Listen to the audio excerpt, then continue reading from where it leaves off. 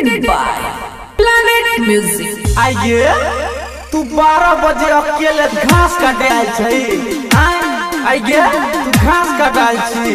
रुक तोरा क्यों कहवा ना घरे की गे छोड़िए एगो चुमा देना गे देना एगो चुमा गे घरे ना कहबो एगो चुमा देना एगो चुमा दे। बोरा बिछा के गोताला हवा खेता में प्यार करबो। बोरा बिछा के बोरा बिछा के बोरा बिछा के म्यूजिक डायरेक्टर अर्जुन अजूबा। सुना गे घस कटन छौरी दो दे एगो चुमा आना। बोरा बिछा के सुना गे घस कटन छौरी दो दे ना चुमा आना। बोरा बिछा के गे छौरी बोरा बिछा के करबो जोताला हवा खेता में प्यार। गे छौरी बोरा बिछा के करबो जोताला हवा खेता में प्यार।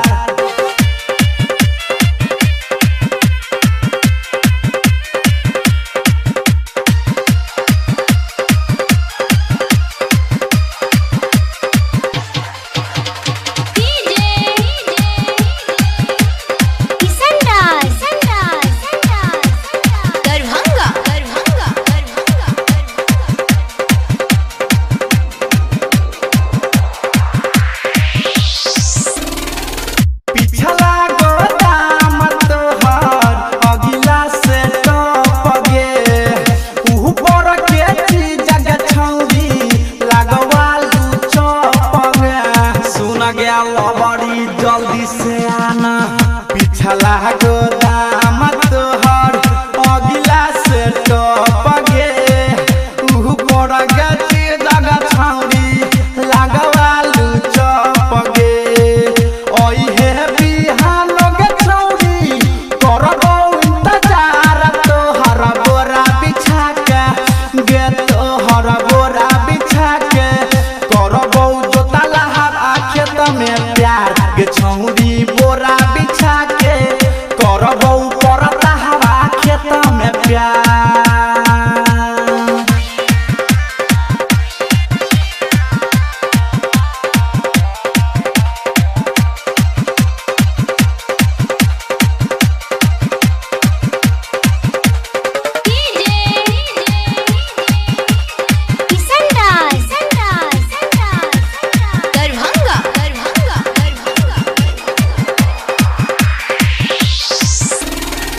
छोटा छोटा फूलाना तोहर धीरे धीरे बढ़तौ गे।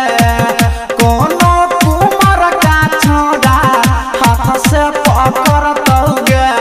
धीरे धीरे छुए देना छोटा छोटा फूलाना गे छौरी धीरे धीरे बढ़तौ गे। कोनो कुमार का छोड़ा हाथ से पकड़तौ गे। जल्दी उठा देगे छौरी तोपन साला बारा आना। बोरा बिछा के गे आना बोरा बिछा के करबो